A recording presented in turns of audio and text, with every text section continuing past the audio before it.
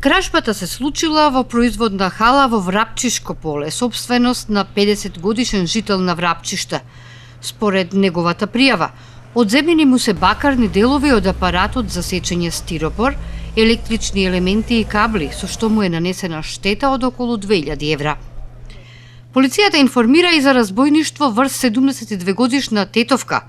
Имено вчера околу 18 часот и 30 минути, додека минувала на металниот мост кај старото медицинско училиште, 19 годишник ја скинал обетката од увото и побегнал кон Горна чаршија.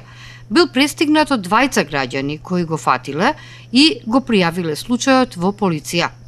Приведен е во полициската станица Тетово, разговарано е со него и пуштене, додека по целосното расчистување на сите поединости ќе се соочи со соодветен поднесок. Вчера утро околу 7 часот избувнал пожар во атарот на гостиварското село Врбен. Опожарен е над 1 хектар сува трева и смрека. Со ангажирање на екипи од Националниот парк Маврово, за кусо време пожарот е локализиран.